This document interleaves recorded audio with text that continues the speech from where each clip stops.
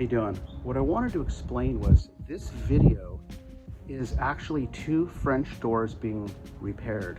I just put the videos back to back. One is a front door for a bedroom. One is the back door that leads into the backyard.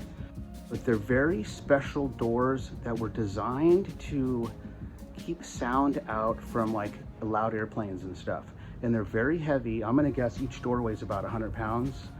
And it would have just been horrible to throw them in the garbage because there was just a little bit of rot down near the bottom. And it was mostly where the door sweep, water had got in behind the sweep and kind of was trapped underneath the sweep, and it just kind of soaked up into the wood. So here's what the piece actually looked like.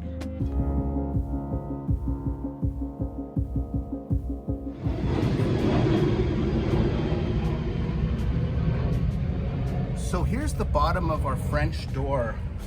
You see how the water got in here, and it got trapped underneath. There was like this little sweep, aluminum track. Water got inside and got trapped underneath it, and it just kind of soaked in. So both of the doors had the same exact issue. And like I was saying, rather than discarding the entire door, which is a very well built special door to keep sounds out from airports, we really didn't want to just throw the whole thing in the garbage. It was a very heavy, well built door, and you know, had all these windows that were in perfect. The only thing wrong with the door was this. So we went, instead of just cutting a little off, we went all the way up because we don't even want to take chances. So we got into the fresh wood. So this, we can say, was done properly, and it's going to last a long time. As long as water doesn't get inside here again, this door repair should last pretty much forever.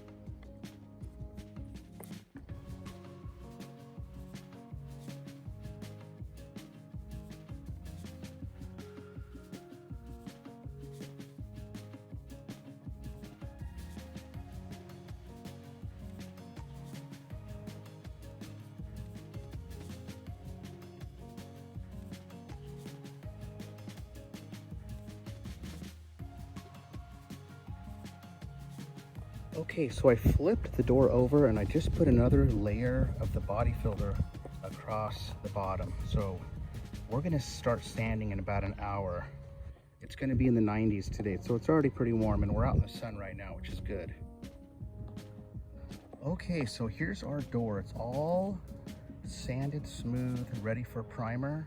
We did this on both sides, and you can't even feel where the wood used to be. So that's called a scarf joint.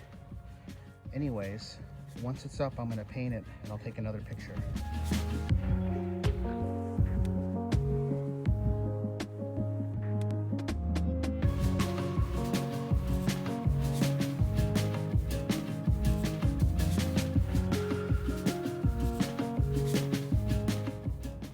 All right, so our rear doors turned out amazing. I just went ahead and painted them, and you can never tell they were ever cut into and worked on. So there they are, and I'm going to show you the other set of doors in the bedroom.